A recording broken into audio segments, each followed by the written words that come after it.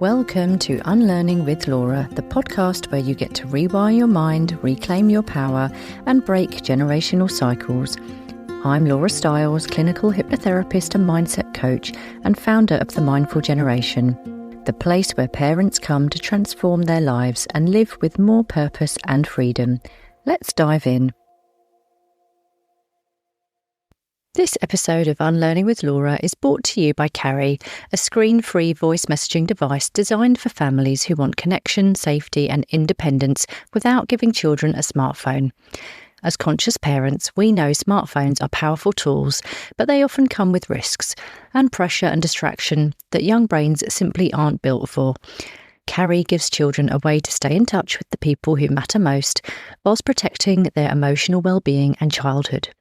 You can take advantage of 15% off the Messenger One device if you just check the link in the show notes. And now, let's dive into the episode. Today's guest is Carelle Rose, a facial fitness instructor promoting a holistic alternative to Botox and filler. She has just taken the plunge to become a home educating mum, finding her feet with it whilst running a small business. She has 2 daughters, aged 4 and 7. Carelle has a keen interest in conscious parenting with well-being, empowerment and connection at its core, with a real passion to raise the next generation of women who don't automatically people-please or succumb to the fear of ageing by feeling the pressures to look a certain way. You are going to love this conversation, so let's get stuck in.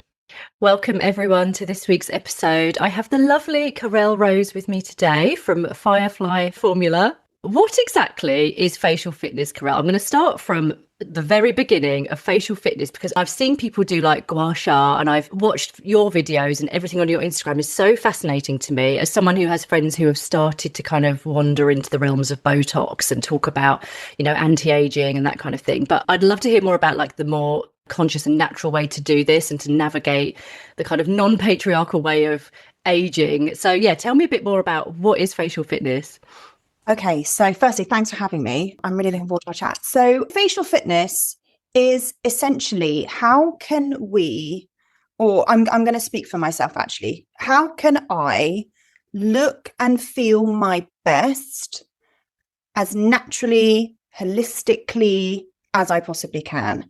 And the reason why I use facial fitness as more of an umbrella term rather than just face yoga, because I think you see that a lot as well, you know, face yoga. I say facial fitness and I say I teach facial fitness because for me, it isn't just one modality that I think is the answer to feeling your best, looking your best, and actually having like a results-driven experience. You mentioned gua sha. I think gua sha is fantastic. And I'm a gua sha therapist and I have, you know, I teach gua sha and there's gua sha routines, but I don't think that it's just gua sha. I also think there's beauty in doing a lot with your hands and being empowered that with our hands and with massage, we can really get into these tight muscles. You know, the jaw muscle, the masseter muscle is when you really get in there using your hands, you realize, oh my gosh, it's so tight, it's so tense. And also I love face taping. I don't know if you've seen face taping on your Insta scroll, but again, that's a lovely, beautiful modality that I think is fantastic. I know it's fantastic. And I love to position myself with my clients as you don't just have to learn how to do one thing. It's kind of, sometimes I sit there and I go, oh, I've got 10 minutes. What do I fancy doing? Knowing that the combination of doing a little bit, or maybe just one is fine, but I don't want to position myself as just face yoga, just gua sha, because I think there's a time and place for all of it. Yeah. And so I sort of have the umbrella of facial fitness. And it's very much understanding our face and becoming a friend to our face, because we grew up and it's very much, you know, it's all about products. And there's a time and place for active ingredients and all of that sort of stuff. But also we grew up being told not to touch our face because we're going to touch our skin. And, you know, you literally want to dab your cream on, la, la, la, like a little fairy. And actually, what I've come to learn through my qualifications and obviously through my own experience and teaching, we don't touch our face enough. We want to touch our face, but there's touching our face in the correct way and doing it instinctively. And then obviously you don't want to be like really rough, and you want to treat your face kind of how you would touch the face of someone you love, right? Yeah. Whereas we so often just shove the creams on and go, oh, that'll do. And actually, when I encourage myself and my clients just to slow down and get to know our face, get to, actually feel where our facial bones are and feel where the tension is. So often I'll record a routine and I'll actually try and say to my members, you might feel more tense on one side of the face than the other. And if you feel more tense on one side of the face than the other, lean into it. That's your body telling you something. Spend a little longer releasing the tension in your cheeks on one side over the other side. And it's just building a relationship and looking in the mirror and feeling empowered rather than kind of listening to the outside noise of getting old really sucks and there's nothing you can do about it. And, unfortunately, you've peaked and that's that. And I just think, what a load of bullshit. Yeah. Yeah, it is total bullshit. And I'm getting to this stage, I think it's because I'm 41 now, and you hit 40 and suddenly, I don't know, the algorithm knows because it's listening all the time, but I'm like bombarded with this and that. It's constant, isn't it? We're kind of fed and programmed to believe that we have to kind of keep looking young and keep looking good. And so the first thing is, as you were talking about like touching your face, and I was honestly like a little bit like, oh gosh, but that feels weird. Like you said, we were taught not to touch our face. So for me, I was like just thinking, I don't know if I can do that every day, because I really try not to touch mine. And I now would need to obviously unlearn that if I want to learn to, do this the natural way. And I really want to know, because I've got quite naturally oily skin. I think I always told myself, oh, if I keep touching my face, I'm going to make it more greasy. I'm going to get more spots. And it was actually Trinny Woodall on a podcast a few years ago who was talking exactly about the same thing. We should be interested in touching our faces and we should do it with love, and exactly what you just said. And it made me think, oh, yeah, that's a good idea. But then I never did it. It's something I'm going to have to relearn, I think. So there's that side of it. And then there's also, I guess, like the conditioning. I think just knowing like, actually we can age gracefully, and actually who really needs to keep, I don't know, telling themselves I've got to change, I've got to look this way, I've got to look that way. We should actually just kind of enjoy the aging process. I also think, Laura, like, I don't want to look younger. I actually don't. Exactly. I just want to look and feel the best that I can in the chapter of my life that I'm in. Like, I, hand on my heart, do not care, need, want to look younger than my age. Yeah. That's never a driving force. It's not a thing, because it's interesting because we've got this age shaming. I call people age whisperers. When you like say, how old are you? And they're like 42 or 55, 65. And I go, are you joking? Like, so I'm 36 this year. If someone told me, Carelle, you are guaranteed to hit 45, I know I've got 10 years in the bag. Yeah. I'm going to not worry about, whether I'm going to die in the next 10 years. I would be thrilled. Obviously, I want longer than 45, but to guarantee it, because every day we wake up and we have no idea. And I just think this whole don't ask people their age, I just think it's almost fed this shame. Yeah, like, totally. When I turn 40, when I turn 50, every year, I am like, I am a year older. And I am so relieved because I've got 2 kids. I've got a family that I love and adore. I'm here for a good time and a long time. Yeah. Like, it's not one or the other for me. I want both. There's ways you can help yourself with that, and there's ways you can't. Fate will do its thing. But I just think growing up with parents and being around adults that felt this almost embarrassment for big birthdays, I just think it's really shit. I don't think it's healthy. And I don't think it's, as soon as I became a parent, I was like, I need to be here forever. I'm not taking any prison. I need to be here forever. So why am I then, when it comes to Botox, and like, I'm not shaming anyone that this is their choice. I think it's fantastic. We've all got our own choice. I'm talking about my own experience.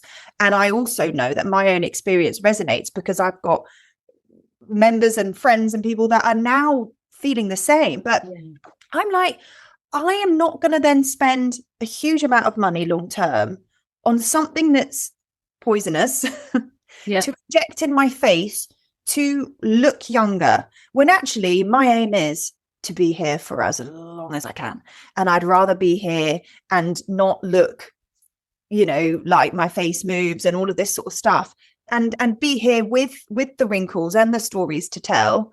And I want to see great grandchildren. I want to see great grandchildren. Like, I'm not pissing around.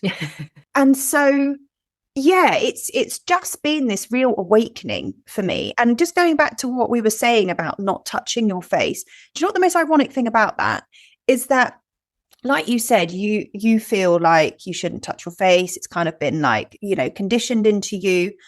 But the majority of people that I see and that I know, they don't touch their face with their hands, but my God, does their face move all the time?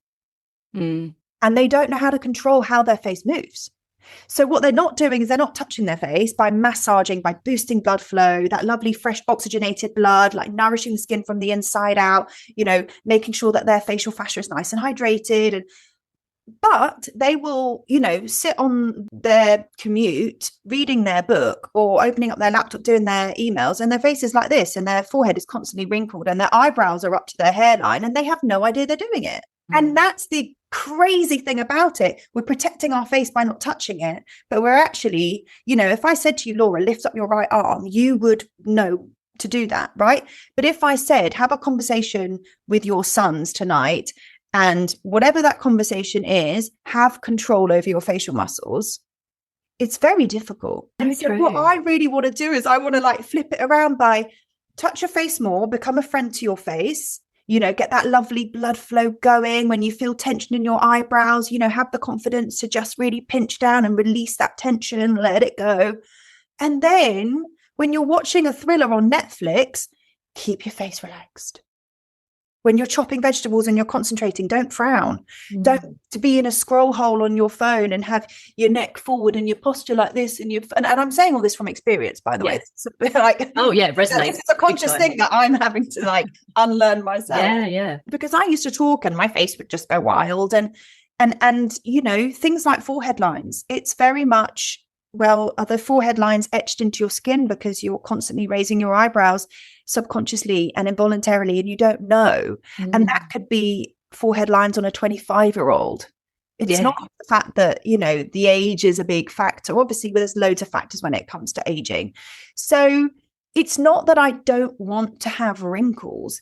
It's the fact that for me, there are certain wrinkles that I believe are high vibe and certain wrinkles that I think are not. So what I mean by that is I would rather not age with frown lines continuously etched into my glabella, which is this region here. Why? Because for you to get those frown lines in the first place, it's because you've done a lot of frowning.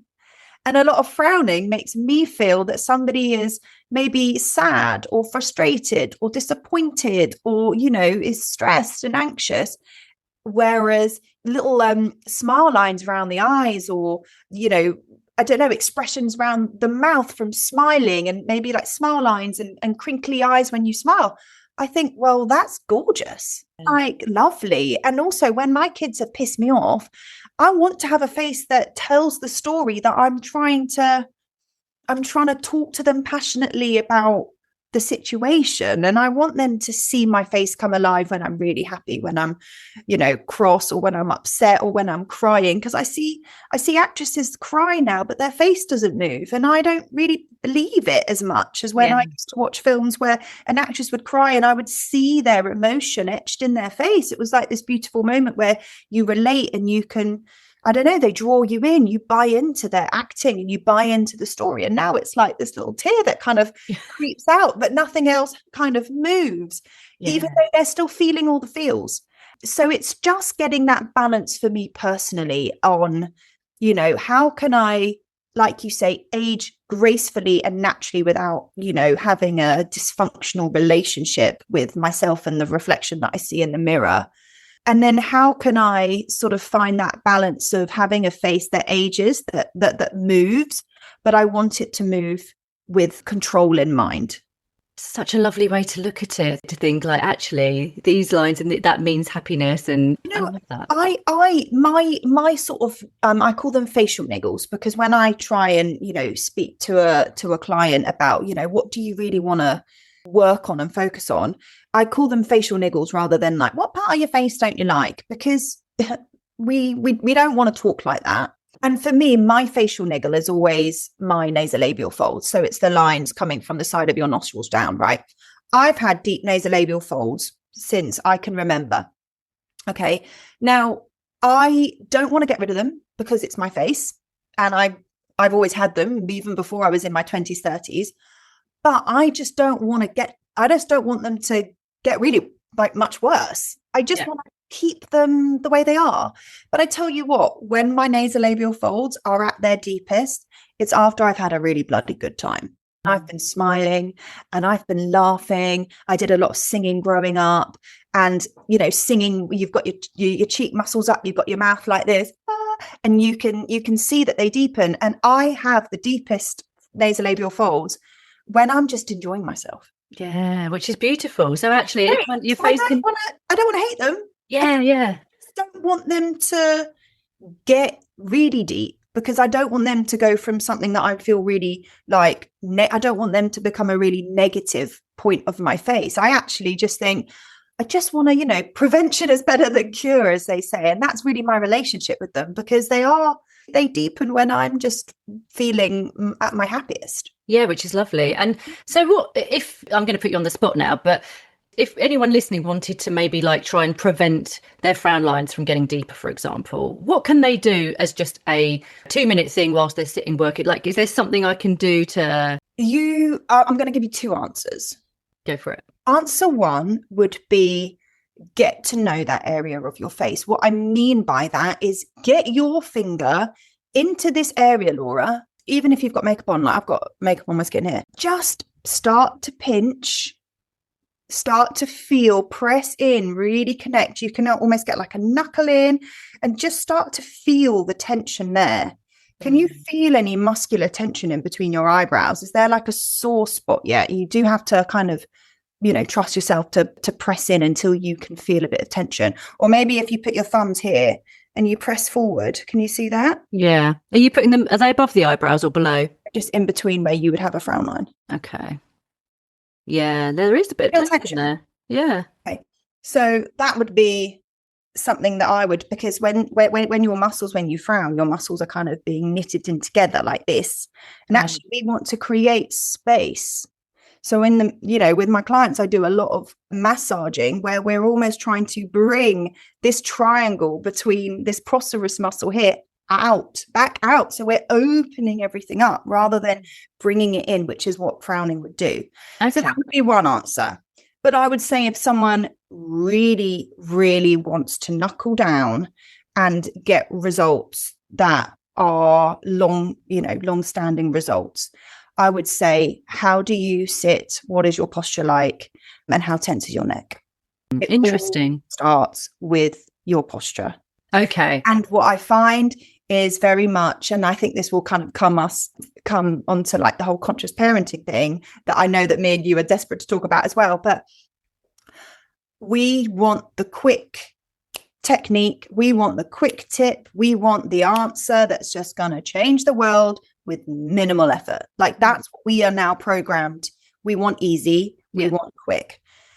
Actually, the best results come when you think about your posture, and people don't want to start with posture because they go, yeah, but Carelle, I really want you to help me with these lines and with this and with this. And I go, honey, look, you can either just go straight into those techniques that help you with your under eyes, or you can trust me and go through the real motions and try your best to stop sitting like this and putting tension on your neck muscles, because when your neck's forward and when your chin's forward and your shoulders are rounded and your neck muscles shorten and contract, they're pulling your lower face down, because you've got a platysma muscle, which is kind of like the curtain. It's quite superficial, and it starts here and on your collarbone and it goes all the way up the neck, and it actually goes onto your lower face. So if your neck muscle is tense and your posture isn't brilliant, it's effectively pulling down your lower face muscles, causing loss of jawline, jowls, and a whole host of other sort of facial niggles that we look at. So really, I would say I would start from the beginning. Whatever your facial niggle is specifically, let's look at your neck, let's look at your posture, and let's start releasing the jaw muscle. And, and that separates the men from the boys, they say, as to those that are prepared to kind of really start and build good foundations when building a house, or just choosing the pretty windows and hoping that the house will be built well so the windows can fit. Do you know what I mean? Absolutely. So true. So many analogies we can use. But yes, starting with the foundation. And like you said, it's a process. It's like nervous system work, slow and steady, and then you get there eventually. And I'm always having to try and remind myself to sit properly. And even when we started the interview, actually, I lifted up the arms of my chairs so that I could have, like my husband used to go around offices and what's it called? Oh, yeah. Make sure people are sitting properly. I think they call it DSE assessment or something like that. And when I first started working from home, he's like, you need a proper chair and you need one of those things for your feet. So I have like this for my feet so that I'm at like right angles. And so I try, but definitely need to probably try harder. So yeah, I love that. I'm going to probably maybe put reminders around my desk to say like sit straight or something like that. It's awareness. Yeah. It's awareness, because my posture naturally, I'm rounded shoulders. I'm a bit, and we were saying about, I see some lines on a face as quite high vibe, and and actually posture is exactly the same. When you think about someone that you really admire, do they sit and stand like, that they're shrinking themselves and their shoulders around and they're kind of like not taking up space? Or is somebody that you really admire, do they stand well and strong and open with lovely open body language, and their shoulders are back and they just look at ease, and it's very much the same thing. I try to tell myself, especially when I'm nervous, that if I'm nervous and I allow my posture to kind of shrivel into a little like insecure, vulnerable ball, I'm telling myself that I'm not safe. I'm, not worthy of the opportunity I'm nervous about, or I'm anxious. And that then doesn't make my inner narrative what it needs to be in that moment. Yeah. So I consciously think, right, no, come on. And I give myself a little, an alter ego. My alter ego, right? She has great posture. Do you know what I mean? She's sitting she's sitting properly. She's sitting there. Her chest is up. Her shoulders are back. She's standing tall, and she knows her worth. And she's like, yes, like I know my worth, and I'm a good egg, and I'm confident, and I'm a friend to my face, and I'm this, and I'm this, and I'm not looking at other people wishing I was them. Like, I'm good to be me, and I like who I am, and I don't care if people don't like me, and blah blah blah.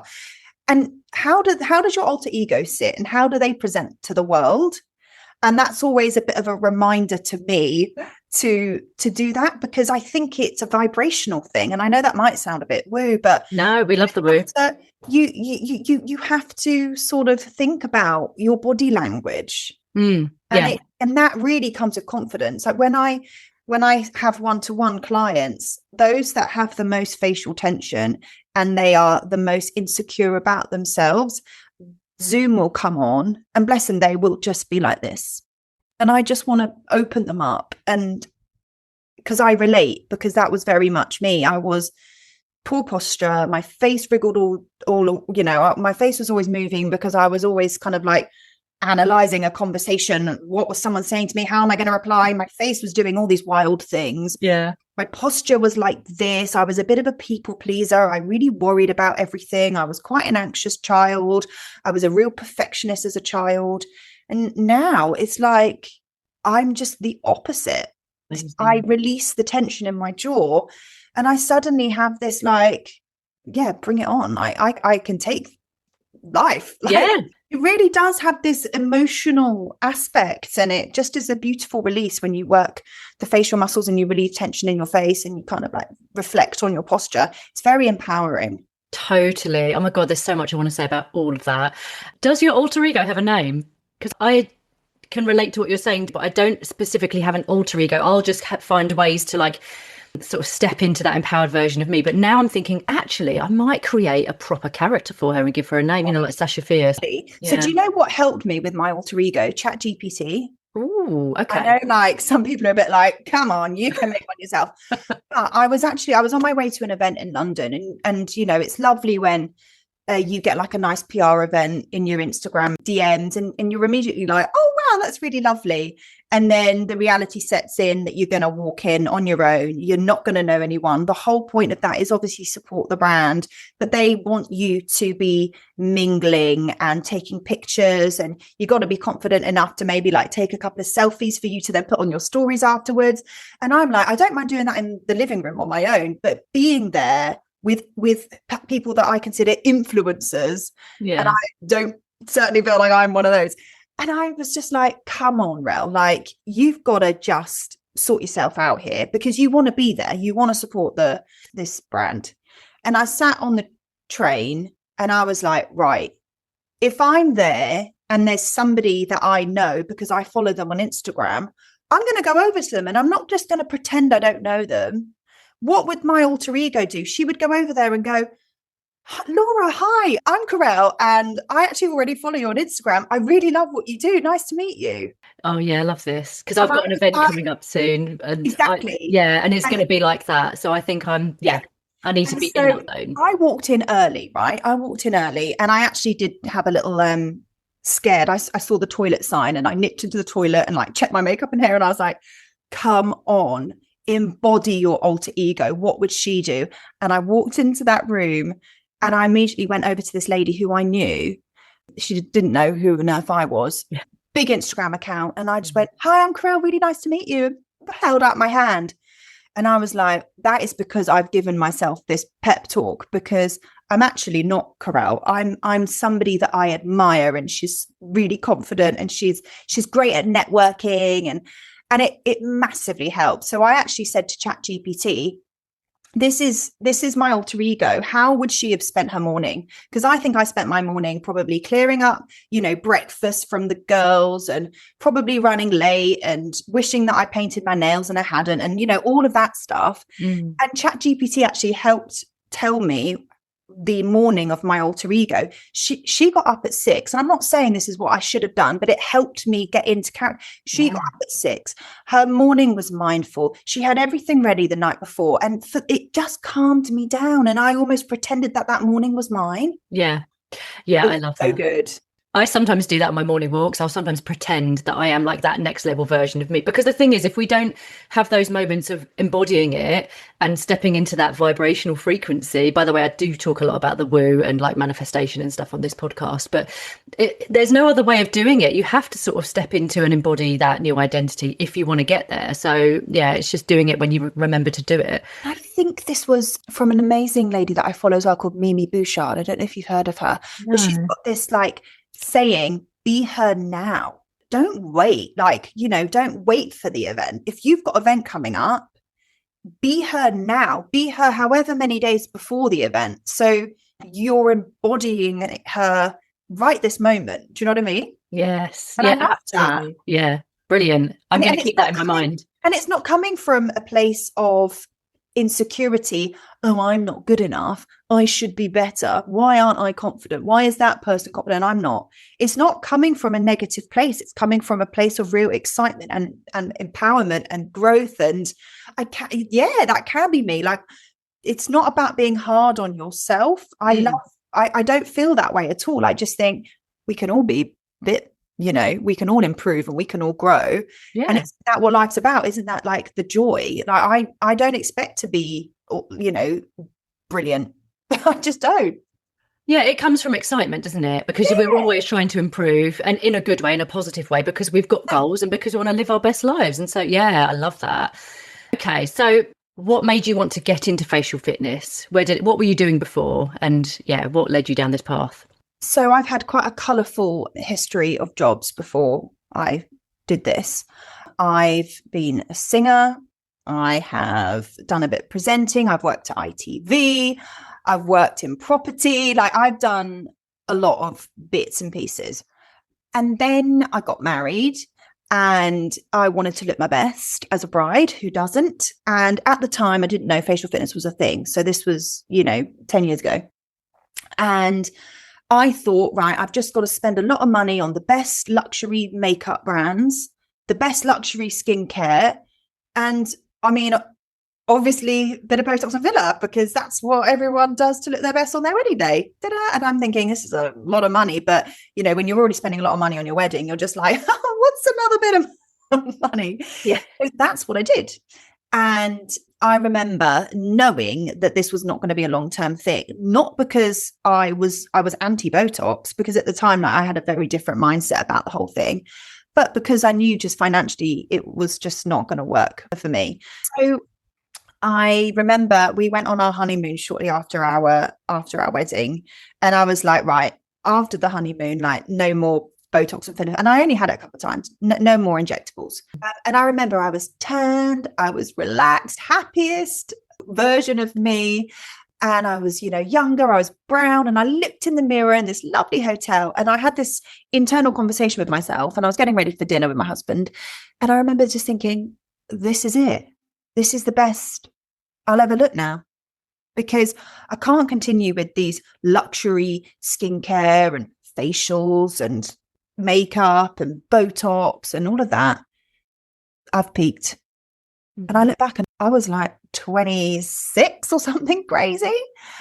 And I remember looking in the mirror going, oh, what else can I fix? What else can I tweak? What else, if I were to go back to the injector, what would they say? Oh, you know, Carelle, maybe you need a little bit more here. Maybe you could do that there, maybe a bit around the eyes. And I actually started becoming more insecure than I even was way before I did it all. Yeah. And that for me was like, holy shit, this is actually affecting my relationship with myself and my brain. I swapped what I thought was a physical niggle with something far deeper and something far more toxic. And then I got pregnant very soon after my honeymoon. And I remember just thinking, oh my God, what am I doing? What am I doing? Because I'm now pregnant and I want to now live forever. So there just became this whole disconnect with the whole situation. And I remember thinking, well, what can I do? So I then trained as a reflexologist, and I did like a big qualification, a lot of anatomy and physiology, 100 hours of reflexology. And I had to learn all the muscles in the body, which included all the muscles found in the face and the neck. And I started just becoming really intrigued by this, did some Googling, upped pop face yoga, and realized we are going to the gym for the muscles in our body, and we forget everything from the neck and the face up. Yeah. And actually, why are we not going to the gym for the face? What's the difference? And it just opened this can of worms for me. And I was actually still finishing my reflexology qualification, where I had to create assignments of like my perfect reflexology business. And I actually turned it into facial reflexology, hoping I would get away with it, because I suddenly just thought, I love the feet. I'm going to do reflexology on my kids. I buy into it. It's helped me over the years with my allergies and my asthma and all, you know, all of that. But actually, it's the face. How can I work with my face naturally and holistically and actually improve my confidence and my relationship with myself? How can I, you know, really respect my face rather than look in the mirror, berate it, and think that it just needs fixing? And ironically, I'm now 10 years older and I'm more confident now, because I look at that girl on her honeymoon and I just think, you were actually so insecure. Because I remember my husband would take pictures of me on the beach with the stingrays and I would go, I don't like any of them. I don't want to post these. I look rubbish. And it's like, hang on a minute, I've just spent a fortune on nice skincare, makeup, injectables, and I am at my least confident. How messed up is that? And I see it with, I see it all the time. And I just think, no, I've got two girls now. I can't work on that vibration. Yeah, it's so interesting. I do see it all the time as well, and it's really sad because, yes, obviously we're fed all of this information from magazines and social media and everything, but also we're so much younger and more naive and so susceptible to kind of just absorb it all when we're in our 20s. And I feel like obviously with age, we become wiser and we become more, the security comes with time, I think. But I think having kids is the biggest one, isn't it? That's the biggest one to kind of shift your perception. It makes you really reflect on things. And also society says the younger you are, the more beautiful you are. And the older you are, the worse you look. But I actually look back at pictures of me now and I'm like, I've actually got more of a jawline now. why have I got more of a jawline now? Why? Because my posture is better. So lymph can drain better. Yeah. I've released a lot of tension in my jaw, which has helped my whole like scaffolding of my face. And I give less shits. Yeah, yeah. You've got a picture on your Instagram. You've got a picture at the very top that's pinned of like a before and after, where you can actually see the difference in your jaw. And I love that. That before, I mean, I love who doesn't love a before and after, but it's so interesting to hear the explanation below it of like how it all works and like the actual image of the before and after. Just tongue positioning. I spent my life with my tongue in the well of my mouth. Where's it supposed to be? On the roof of your mouth. And I'm wondering, I'm a slim build. My body shape doesn't fluctuate. And why do I look in the mirror and I have a double chin? I thought double chin was fat, right? Yeah. And then suddenly I'm like, well, I then learned about not mouth breathing and having your tongue in a better position and, you know, having that nervous system in a better place and vagus nerve. And suddenly all this wellness opened up. And I was like, oh my gosh, I was just in this fight or flight of anxiety and stress and overanalyzing stupid shit. And now, you know, your face does reflect how you feel inside, because you just have to look at a child when they're nervous, when they're worried, when they're anxious. Their shoulders go up to their ears. They hunch their posture forward. They start biting down on their jaw. They start scrunching up their face. You know, our face is a reflection of the inner terrain inside of our body and our brain. And quite often with clients, when they've gone through a really difficult chapter of their life, which we're all gonna have, and that we all have had, and then we start releasing tension in their jaw, so many of them, they just start crying. It's really beautiful. Yeah. They suddenly have this shift of this kind of this tension and this trauma that they've just kind of like manifested into their face. And they suddenly go, oh my God, is this what it feels like to be able to like open my mouth up without jaw pain? It's normal. So I've totally been there myself. I've been there. Yeah, the jaw thing's a big one. I used to have a lot of issues with clenching, and I actually spoke to a client about 2 weeks ago who was clenching her jaw all the time, and we were doing. Basically, if anyone is watching this on YouTube, by the way, you'll get a much better experience because Carelle has been doing lots of different kind of like movements. But yeah, I sort of advised her to very slowly keep opening and closing her mouth, but titrated movement. And as she was doing that, we were speaking and she got very emotional. And like that is kind of like all that stuck trauma just in there still. So there's bruxism, teeth grinding. Hypnotherapy has helped with that. But it's, so many things that we hold on to within our facial muscles. And it's really funny because, well, not funny, but a couple of years ago, my husband went through like a really challenging time with loss. And his way of dealing with it was, I'm going to take the dog out for another walk. Like it might be my fourth walk of the day, but that's my thing. I need to just be outside in nature. That's my coping. And what I would do when he's out on a dog walk, I would take my little mirror and I'd go upstairs and I would just massage my scalp with my eyes closed. I would work my jaw. I would do some lovely neck stretches. And I would find myself having this big emotional release. And it was my therapy. It was my way of coping. It was this connection with myself. I felt empowered, but I felt vulnerable in a really beautiful way. I allowed my emotions to come out and I really got my knuckle into my jaw and I closed my eyes and I was really intentional and I was really mindful and I released the stress.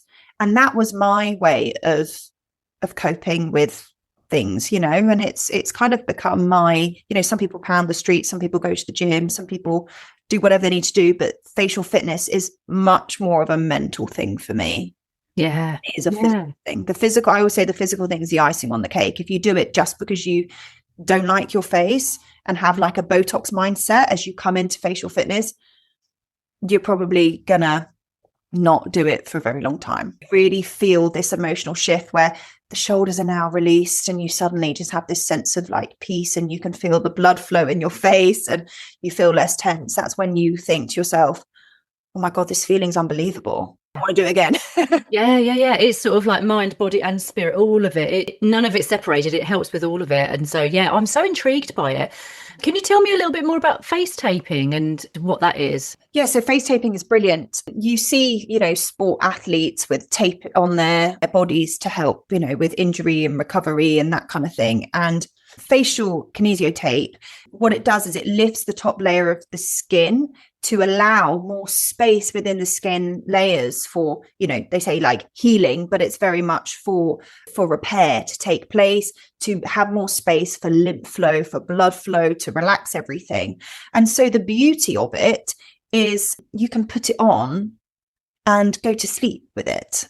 Mm-hmm. So if you don't have a lot of time or whatever, so especially if in the summer and I don't have my sunglasses and I frown because I'm trying to squint and see, drive the car whilst the sun's blinding me, and I can see that I've kind of, really been frowning, I think to myself, oh, I'll go to bed and I'll put a little bit of face tape on my frown line application, and I wake up and it feels, it is smoother and it feels more relaxed.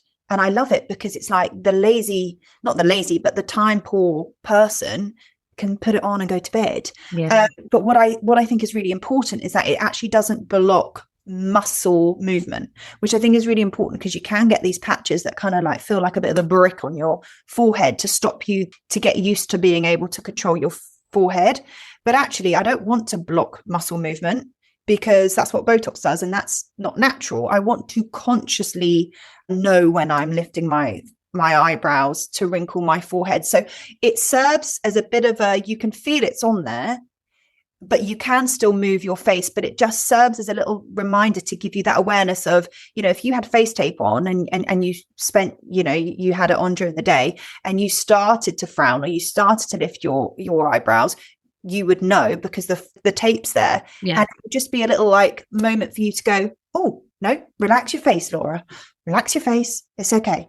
So it kind of helps you from a root cause learn, rather than just have something that's kind of not allowing you to move your forehead, and it's not becoming like an awareness thing. It's just something that's in the way. So it's very, very clever. Different applications, it can get quite sort of like in depth and can really help with, the vagus nerve and lymphatic flow. I tend to just stick to forehead application and nasolabial folds personally, but you can do the under eyes, and it's really, really clever and really smart. Brilliant. And it's cheap. Yeah, I was going to say, like, it's not expensive. Yes, yeah, I've had a look at your website. It's not expensive at all. And I guess if there was anyone listening that was maybe who has been having Botox and who actually wants to make a shift into a more kind of natural way of taking care of their face, what would you say to them if they said, oh, but actually I don't have time and it's so much quicker? And what would you say to someone who maybe, I don't know, you've probably heard all the kind of different constraints? Yeah, we all have the excuse of making time, of not having time. If you want something, you make the time. It's as simple as that. Yeah. It's an easy way to decide how much you want something. Are you prepared to make sacrifices? Are you pretend to make time? Yes or no? 5 minutes a day is better than no minutes a day. Yeah. So, I had 2 little kids and running a small business, and my husband was away, and there were weeks and, a long time where I did nothing. But as soon as I had an opportunity to do something little, I did it, because the more little bits you do here and there, and then you start to feel better, and then you start to see a little result and a little chink of light, that's what kind of drives you just to keep going with it. But also awareness through, opening yourself up to facial fitness. You don't need a lot of time to set your laptop up and think, right, I'm going to have my laptop raised because I'm conscious of my posture. Like, that's not time. That's just you bringing facial fitness into your everyday. Do you know what I mean? It's like, right, I'm going to now listen to this video that I need to listen to for work, and I'm going to have my tongue on the roof of my mouth rather than, and I'm going to sit up straight. So that's bringing facial fitness into your everyday. Yeah. I say to my clients, look, boil the kettle and just, do the jaw buster technique and just spend 2 minutes, however long it takes to boil the kettle, releasing a little bit of tension in your jaw. It's all these tiny little things that you can do without feeling like you've got loads of time. And it all really makes a difference. One small step is better than no steps at all. And so, yeah, and I think if someone does Botox and they're wanting to do facial fitness, they've got to really do their research as to why they don't want to do Botox anymore. Don't just stop Botox and do facial fitness because you want to just because you're nosy and you want to see. If you really want to do facial fitness, you've got to really tell yourself why you don't want to do Botox anymore. And that does require more research and thinking, okay, what is Botox? What's actually going to do to my face? How is it going to affect my muscles? Is it realistic to spend this long term? What are the state of my muscles after Botox? It is neurotoxin. You know, if you Google what's the deadliest toxin to mankind, obviously at a bigger dose, it's botulinum toxin. So it's a bit like home ed. You know, we were just going to talk about home ed. Yeah. Home ed comes with sacrifices, right? How much do you want it? That's it. How much do you want it? How much does it resonate with you? How much does it align with you? How much is it your North Star? And if it really is your North Star and you're prepared to make it work and you're prepared to sacrifice things or change your job or do all the stuff, you will make it happen. It's got to align with your values, hasn't it, at the end of the day? It's passion. It's passion driven. You know, Yeah. how much do you not want to use Botox anymore and why? And for anyone who is thinking, oh, actually, I want to find out more, just check out Carelle's Instagram page, because there are a couple of really insightful posts about why Botox, yeah, like you said, the neurotoxin and what exactly that means, why it can be dangerous. And yeah, it's very, very interesting. I loved learning about that, actually. You just mentioned the home ed thing, and because I know you're home educating and it's quite new for you. I'd love to find out a little bit more about how that's going and why you decided to make that decision. Yeah, so what month are we in? So I actually started it in September officially because my eldest didn't go back to school from September. So she's 7. So she did reception in year 1 at school, and she actually had a really great time. I think people expect me to say that she hated it and she struggles or she's, you know, whatever, but she didn't at all. She was very middle of the road, made amazing friends, never said she doesn't want to go in. Yeah. So why do I home educate her? Because again, it was never part of my plan. If someone said to me when I was pregnant or I had little ones, you're going to be home, I would go, you are kidding me, because I used to just be so stressed and in this fight or flight.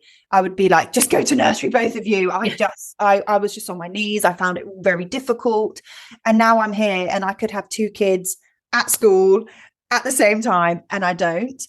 So the seed was just planted. I think I must have just found a podcast episode of someone that I follow who does it, or I saw something on Instagram and I just thought, oh my gosh, that makes a lot of sense, because I honestly thought home ed was not what it is. I had these kind of like judgy preconceived, just coming from an ignorant place of naivety, which is totally fine. You don't know what you don't know, but the seed started to kind of be sown for me, and I just started noticing little things about a shift in my daughter's sort of outlook. Yeah. You know, you have them, you're influencing them for the first 4 years of their life. And then suddenly I remember going to a parents' evening and she was this little 4-year-old showing me round and waving at people. And I'm thinking, oh my God, you've got this whole new life that I literally have no idea about. And that's not a bad thing. However, when things started to kind of creep in, that made me think, oh, not sure about that, or I don't know if that really aligns. And that's when I just felt like the research for home ed just kind of got a little bit stronger. And when I realized that some brilliant teachers were actually choosing to leave the system for reasons that I had already picked up on, and I knew that my daughter could access these fantastic teachers without being, you know, in a rigid system that I kind of feel needs a bit of an overhaul. Yeah. It was just a moment for me to go, I think we've got to do it. Yeah. So I suppose by the end of her being in reception, I was very much like, this is what I want to do. But I needed a year of more research, building a plan of what her day would look like when she's not at school. I wanted a year to kind of talk to her and sort of drip feed that not all children go to school. Education is everywhere. School is a setting. It's not the only place you learn. And, you know, I kind of connected with other home ed families that I didn't actually look for. I felt like the universe just kind of like I crossed their paths. So my daughter started realizing that not all kids actually learn in school. And I just needed a moment to kind of squirrel some money away, so the plunge didn't feel so financially intrusive. Yeah.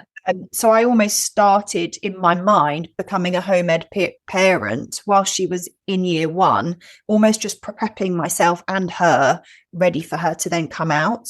So there was this decision of, should I leave her in there for one more year because my youngest is going to start reception, and I would then have another year of squirreling more money away, and they were both in a lovely local school that was free, and I'm not spending money on nursery fees for the first time in women forever.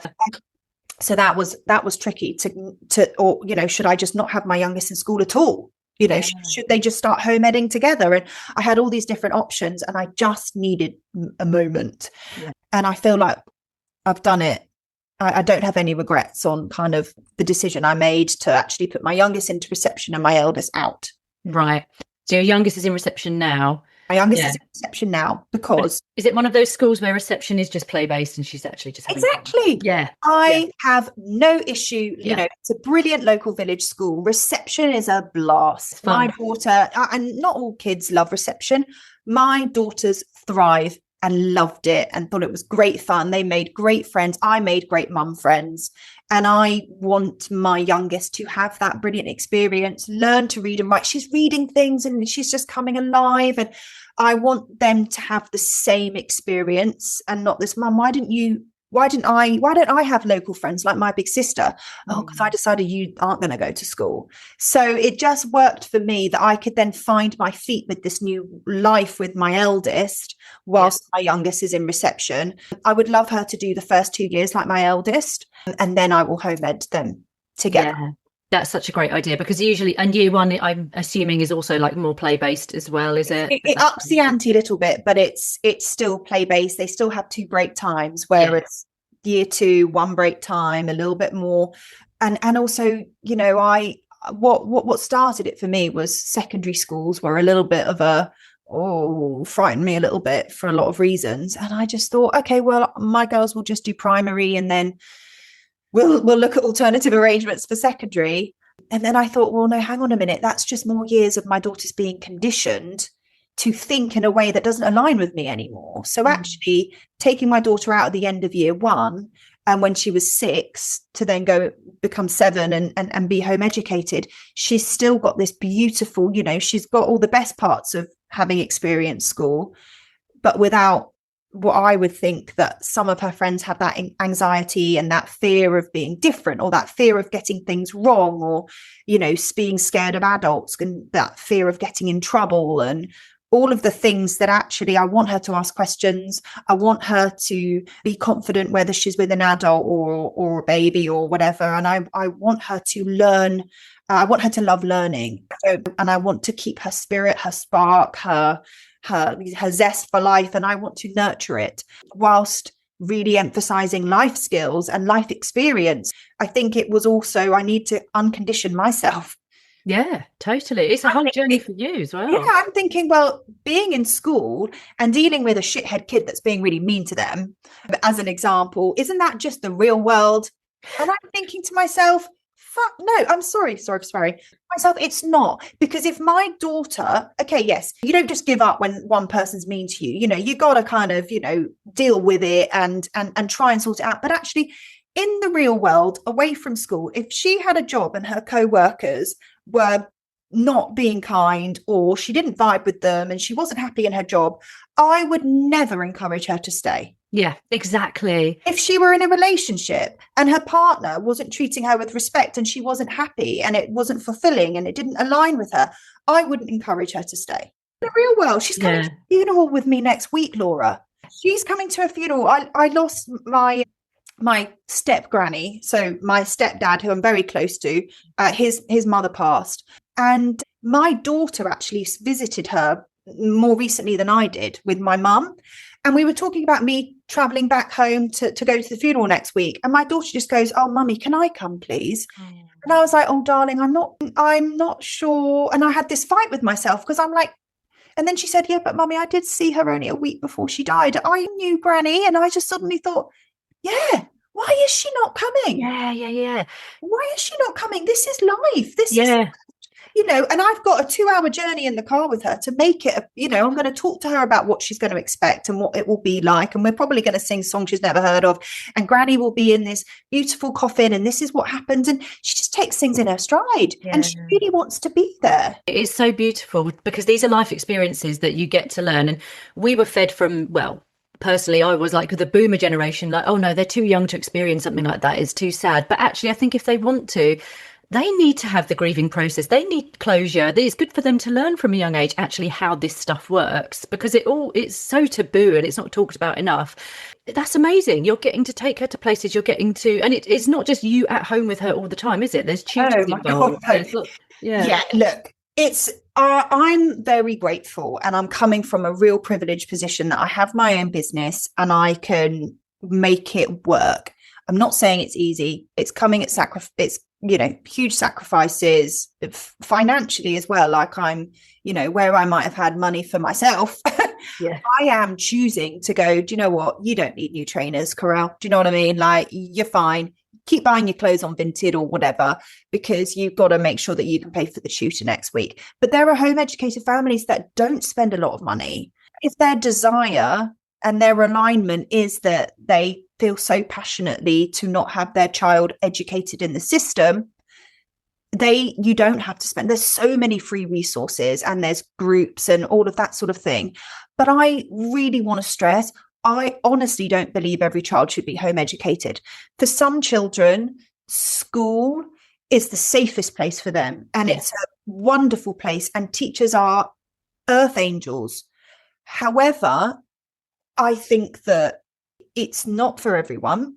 Yeah. Whilst I do believe my daughter would have enjoyed school for maybe another couple of years, I do think that I would start to see the loss of her spirit and her soul. And that's not what I want.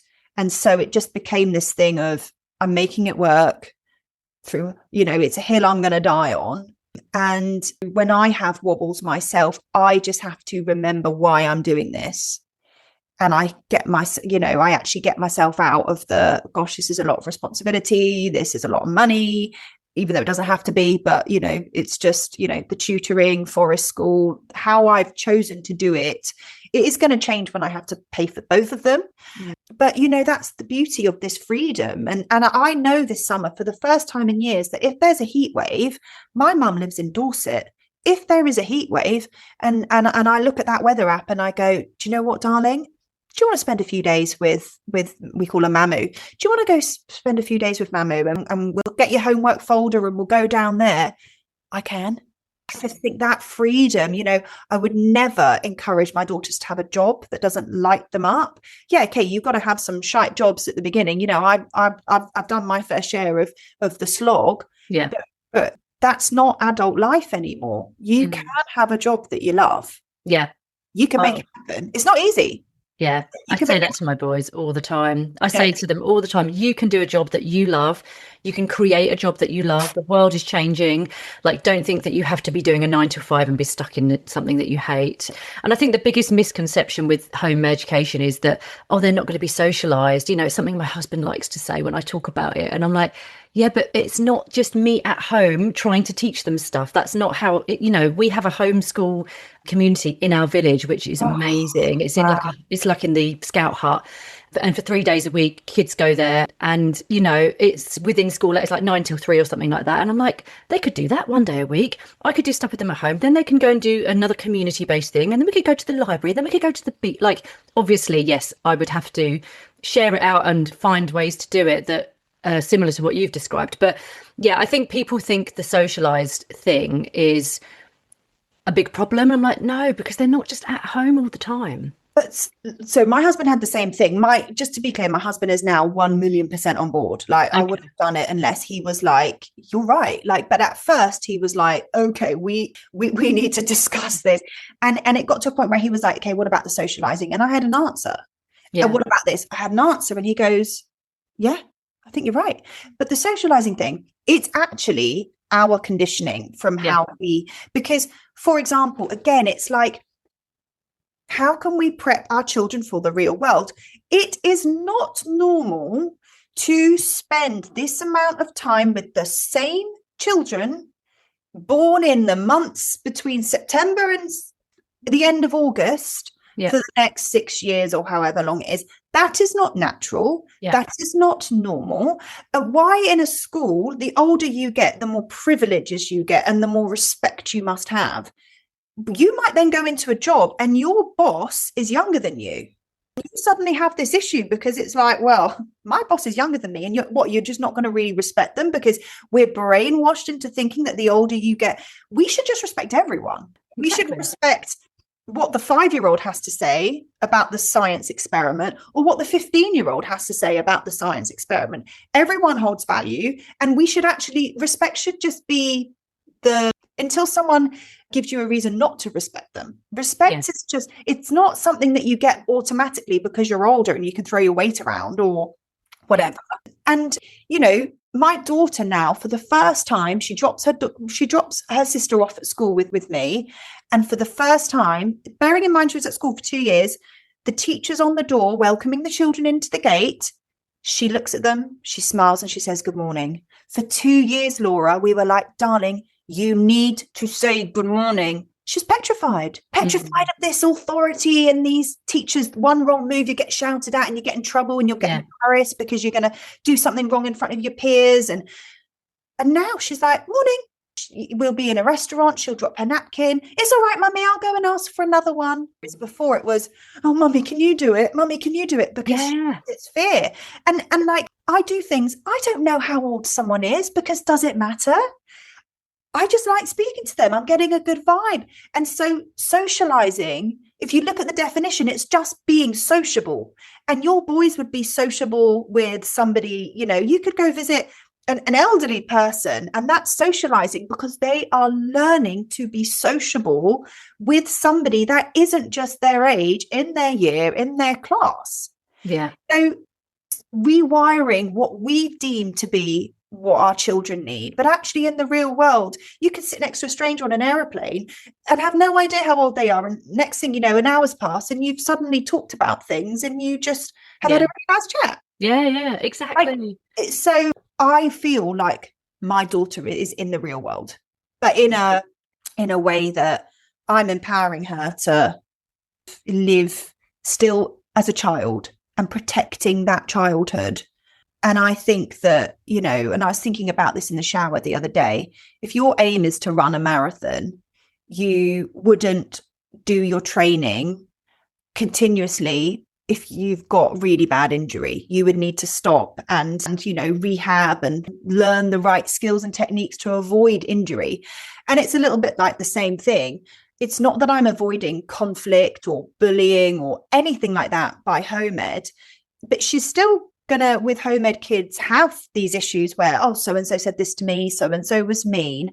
But actually what I'm doing is I want to teach her how to deal with the conflict without feeling trapped and without feeling judged and without feeling she's got to now walk into school for the next however many years and face this. So it's empowering her, but then going, "Do you know what? If you really don't gel with this, this home ed club, you've spent time trying to navigate it and you've learned skills. We've talked through it. And rather than running to a teacher going, 'Oh, so-and-so was mean to me,' you've actually had the confidence to go, 'Can you tell me why? Let's have a conversation.'" That's what I teach her. How can you, have conflict resolution and actually speak up rather than just run off to a teacher and go, "So-and-so said this to me."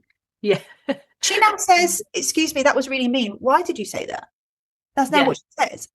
But if she then just feels like they're not her people and she doesn't vibe, okay, well, we'll find another, gymnastics class, or we'll find another, whatever it may be. It's not that she's not learning these skills, but she's learning it. And then it's like, okay, well, if this is getting toxic, for example, I know that I can just go, "We'll just find another club," or "We'll find this," and that can happen if it becomes relevant. So she keeps her spark, but she's learning really, really fantastic life skills. And she's learning as an adult, I don't have to be in a situation that makes me feel like shite. And I stand for it. definitely slightly jealous of the learning the life skills, because I just think the curriculum is so outdated. And yes, I want my children to learn to read and write, and that's great, and that's why I'm happy with, my youngest is in year 1. What he's learning is fantastic and it's all good, and he's still doing a play kind of based thing in that year. But I don't know, there's so much I could say about this. And I did do another episode actually with a lady called Jade Gooding, who is on Instagram. She's No Mum is an Island, because she home educates her daughter, who's now a teen, and we talked all about world schooling and all the different options there are. But yeah, for me it's things like, because my eldest is quite sensitive, it's the things that I would like to support him with, and I can't because he's at school and no one else is there to emotionally support with certain things. And he was quite scared in year 3 last year because the teacher was so authoritarian, and that was horrible for him. And if they don't vibe with the teacher, their life can be really hard, and it can be scary for them to go to school every day. So and I remember being on that playground at the end of the summer, knowing that my daughter was leaving, and suddenly all my friends got the app ping to go, which teacher has your child got for next year? Oh, you got the good teacher. Oh, don't know about that one. And then all these, that's the next year for your child, whether, pot luck, whether you get the teacher that all the other mothers think is fantastic, or you get the one where everyone goes, oh no, she's not the best. And I just thought to myself, I don't want to have that Russian roulette. I don't want that feeling, But what I will say, because I speak to a lot of women who, mainly on Instagram really, who want to do this, they get it, but they really feel like they can't. If that were me and I felt the way I do, and there was no way that I could have made it happen, let's say my husband and I weren't together, and without his blessing, I couldn't do this. And let's say he was totally not on board with it, and I felt trapped that my kids had to be educated in the system despite feeling everything I feel. I would take on the persona of a home educated mum whilst my children are at school. And what I mean by that is the way I've changed is huge. I've probably changed more than my daughter. Yeah. I look at my daughter and I just think, God, you are actually thriving now. You're confident. Because I took them to the airport. We went away. We were meant to fly with my husband, but he had passport dramas. And I was on this 9-hour flight with the girls on my own. And I remember thinking, right, every time something happened, I was asking them questions. And I was like, right, girls, why do you think we need passports? Why do you think they need to ask us whether there's anything sharp or explosive or anything in a suitcase? Why do you think that the person that has checked us in puts that special barcode sticker on the suitcase? What do you think that's for? Do you think, what if that suitcase goes missing? Where do you think the suitcase is now?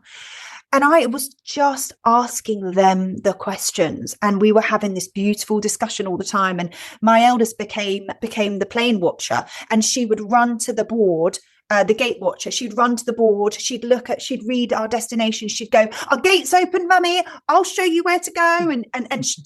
And I just thought to myself, do you know what? If I still had my kids in school, I don't think I would behave like this. Yeah. I think I would just go, well, they do the learning at school. I'm just going to, right, girls, just follow me. And I actually think, do you know what? If my kids were at school, I would become that. I would be a home ed mum in my own home, as in the persona of one, and in the holidays. And I would really encourage and support their passions. And, so my eldest is obsessed with pregnancy and childbirth and babies. And she's watched every episode of One Born Every Minute. She's watched every episode of Emma Willis delivering babies. And we're now moving on to Call the Midwife. And we sit there together and we were talking about, what does London look like back then? And women didn't go to hospitals to have their babies. Why do you think that is? Why are there no men in the room? Look at that instrument. She was like, "Mummy, what's an enema?" And I'm just like, oh my gosh. And I just think, well, that's history. Yeah. She's learning, history through the eyes of her passion. Yeah. And also so much biology. And biology. And just midwife in the making. Just because that passion isn't in the curriculum, yeah, I see it so differently. I'm like, but it's history, yeah, and biology, and she's interested and she's learning.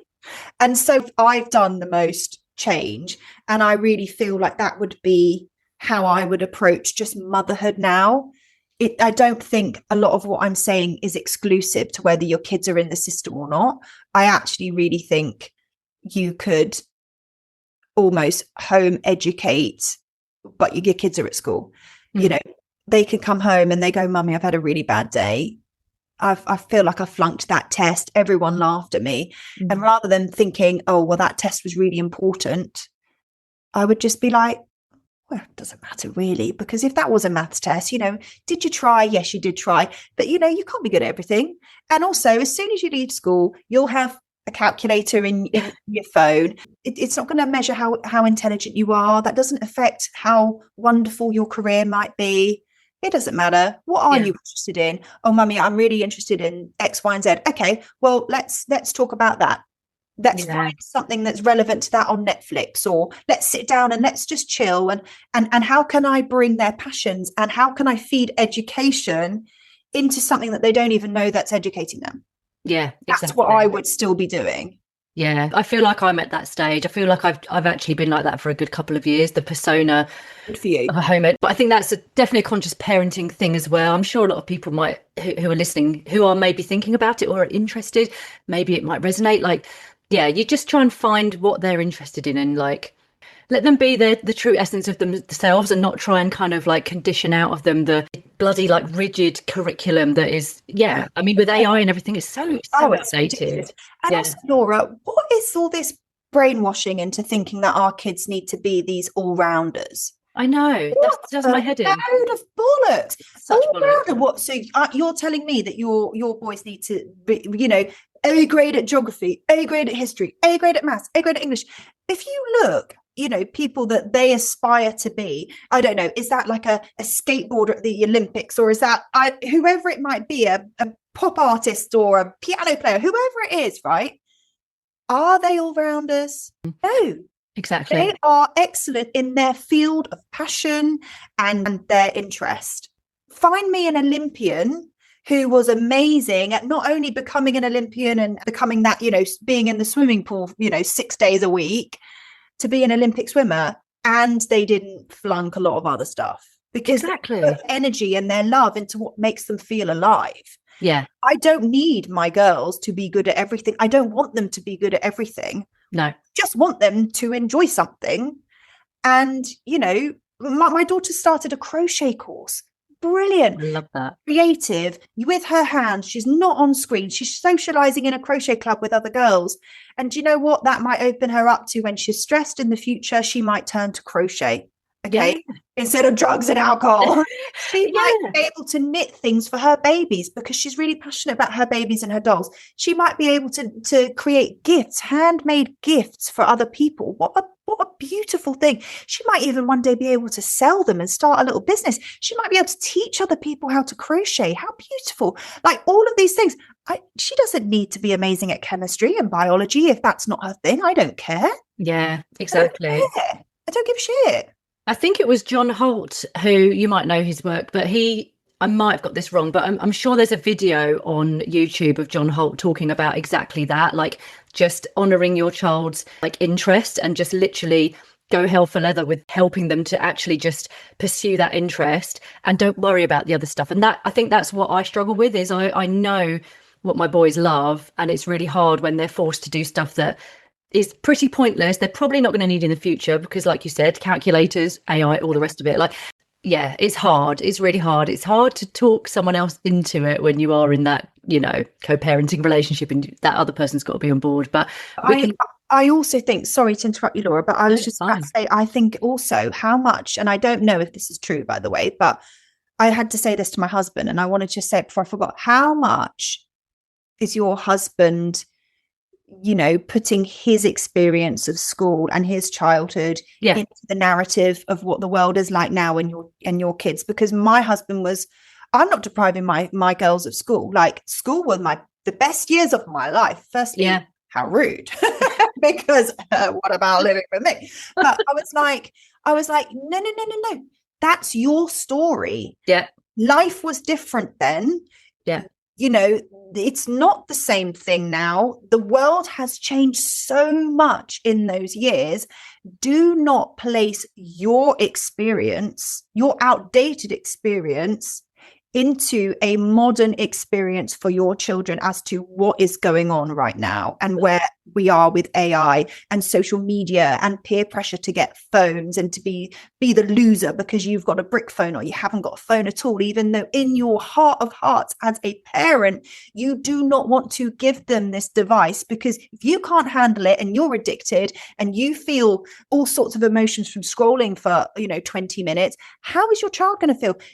As we can't place our experience because unfortunately it's out of date. It has expired. Yes. Oh my God, my neck hurts from nodding through all of that, because that's exactly the issue. It's his conditioning. He went to a tiny village school. It was beautiful. It was idyllic. Yes. And his conditioning is same as what your husband said, like they're the best years. It's fantastic. Yes, okay, that's your experience and that's wonderful. But the problem is, and yes, they're at a lovely village school and they're having a pretty good time. But sometimes they do come home and they're like, I don't like school. I don't want to go to school. And those days probably happen more often than not. And they're like you described, they're not unhappy, but I know that they could be thriving if they potentially weren't in the system. And so I'm going to keep talking about it and peppering it into conversation. It's hard. Exceed. And I don't recommend doing it if your partner's not on board. Because I don't know what I couldn't do if my husband wasn't so supportive. Yeah, I wouldn't. If I was hot-headed about it and I did it earlier than I did and my husband wasn't ready, nightmare. It wouldn't have worked. Whereas now I was like, darling, I'm doing a podcast. She's got her tutor, so she's having tutoring at the moment. Is there any way that you can just bridge the gap between the end of tutor and me? And he was like, I haven't got a work call. Of course. Because I support this. And I actually say to my daughter sometimes, because I'm very much about the life skills, and I'm like, look, we've got someone coming round for dinner, okay? Or you've got a friend calling round after school to come and see you, and we're going to have a nice catch up. But because you are around, you now need to be a team player and make sure that we've got the right food and that we've prepped to dinner and that we've tidied things away and the house is respectable for your friend coming round. Whereas you would have been at school and all this magic stuff would have been done by the mummy fairy.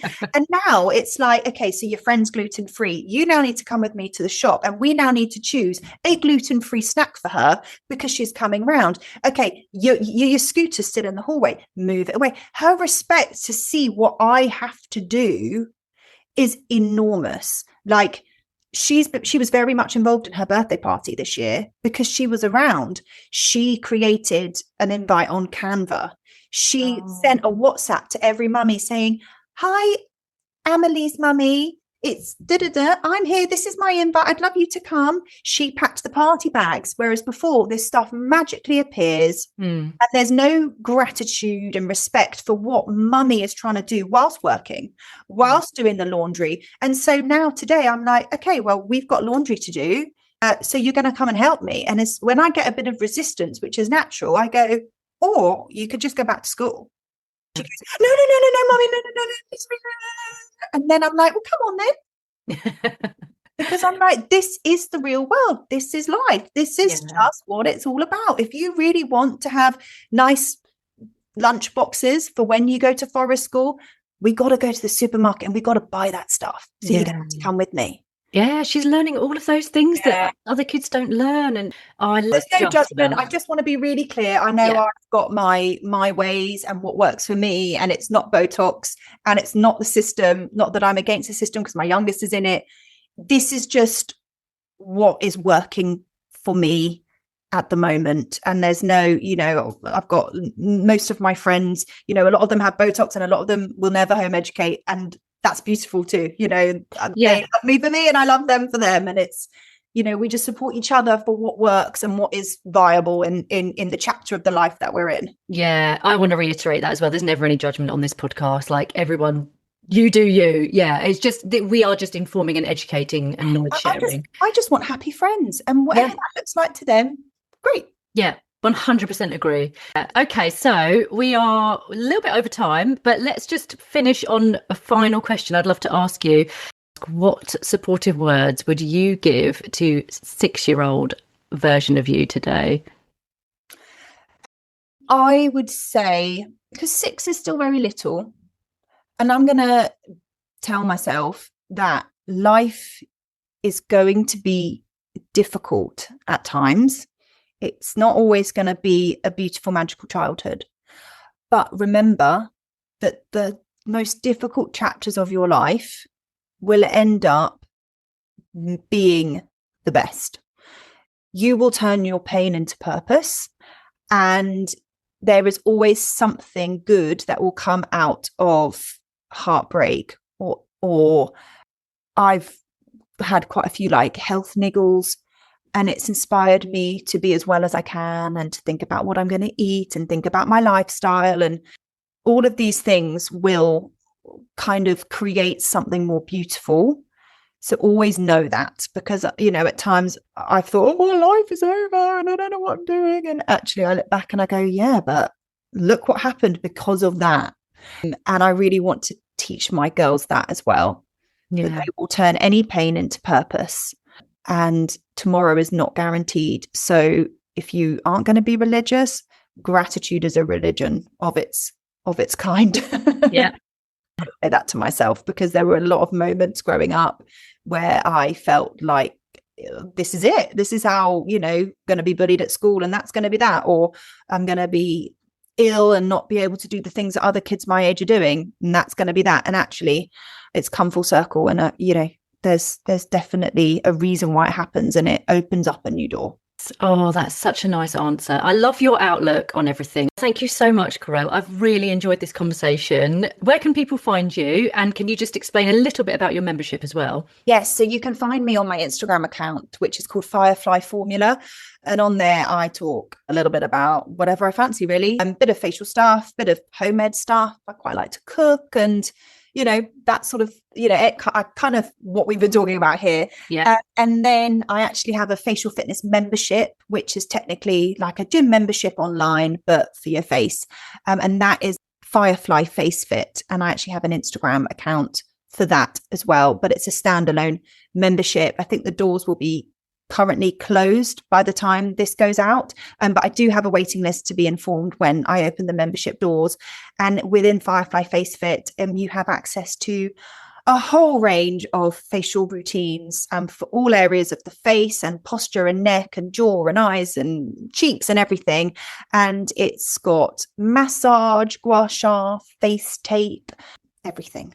Amazing. And it's a weekly call with you. Is that how it works? No, so it's a membership where you pay for access. You can cancel at any time, and you can log into the membership, and you can do whatever videos you fancy. Okay, so that's self-led, self-led. Yeah. Fabulous. But I often do live workshops where you can come live, and we'll, you know, become friends to our face together.